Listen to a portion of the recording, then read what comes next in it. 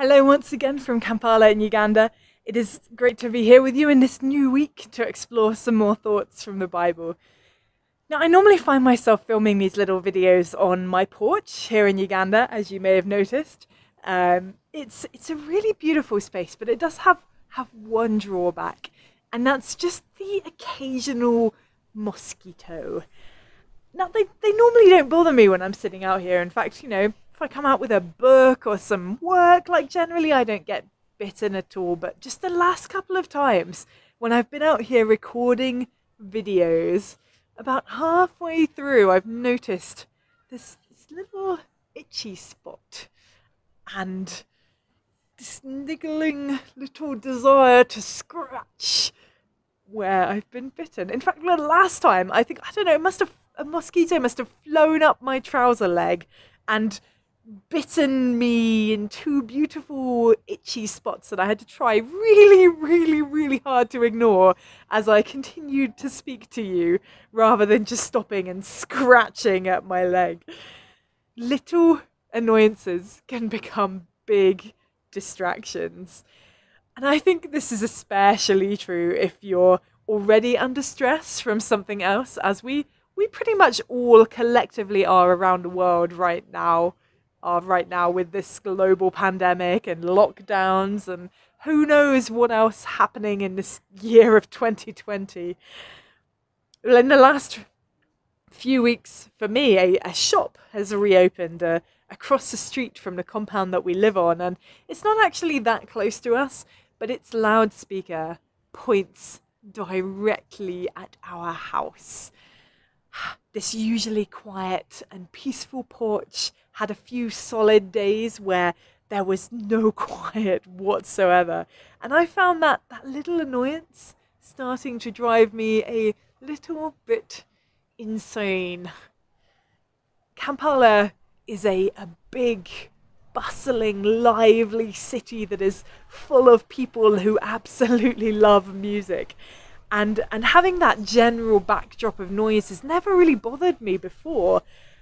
But this time, oh my goodness, I was plotting, like sneaking over there in the middle of the night with some wire cutters and just snipping the cables or something equally malicious.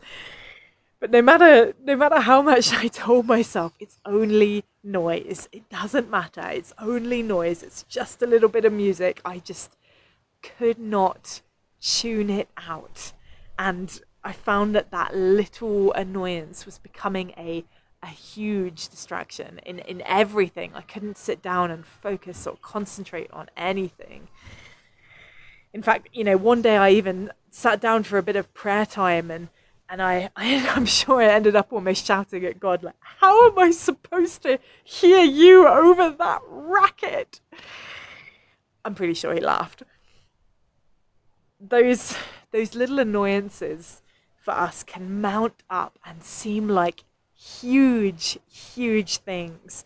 And yet when they are put into the light of eternity, when compared with the vastness of our wonderful God, they're really not. I'm not going to get to heaven one day and mutter about a little shop that played music every day. I think I'm going to have some other things on my mind right then. But that's not to say that those things don't matter. They do, and they can cause us a lot of stress right here and now. You can trust me on that, I know. But it's up to us how we react to those little annoyances. It's up to us whether they become big distractions or not. I had a choice with my mosquito bites. I could sit here and scratch them, or I could go to the medicine cupboard and put some cream on that would soothe them and help me to avoid doing that. I could fume to myself over and over about the shop playing music, or I could go and put some headphones on and listen to a few worship songs. I could just dance along to the music. There's always a choice. And it's far, far, far better to deal with those little annoyances before they transition into big, big problems. the bigger we allow those things to get, the harder they are to deal with.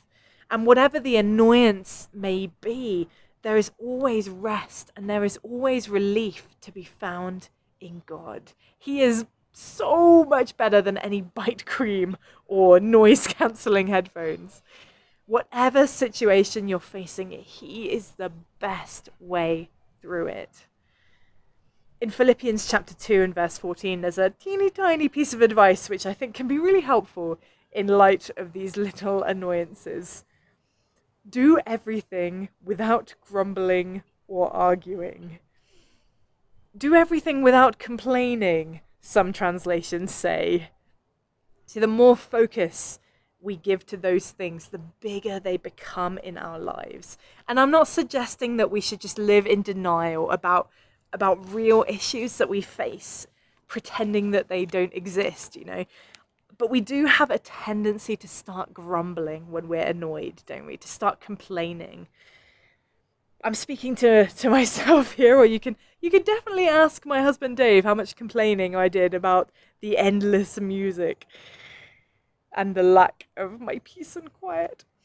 There's very, very little that kind of grumbling and mumbling actually achieves, short of making you more and more and more aware of the thing that is annoying you, making it into a much bigger distraction from your day and even from God. Let us run with perseverance the race marked out for us, says here Hebrews chapter 12 and verse 1. Fixing our eyes on Jesus, the pioneer and perfecter of faith. We're not told to fix our eyes on the things of the world, no matter how much they may annoy us. We're to fix our eyes on Jesus if we want to run this race well. It may not always be easy, but if you can turn to Him in those first moments of annoyance, then those things will never grow to be something that distracts you from the life that you're meant to be living. They'll never grow into things that distract you from building and strengthening your relationship with God. Don't let little annoyances rob you of the joy and the peace that Jesus won for you at the cross. That's definitely something I'm going to be telling myself the next time that music starts. Thank you so much for joining me here again today on this Monday. I'll be here with some more thoughts from the Bible on Wednesday and Friday, and please do feel free to like and share or consider subscribing to this channel so you get the latest updates from me and from me and my husband Dave on life here in Uganda. Thanks for joining me. I'll see you next time.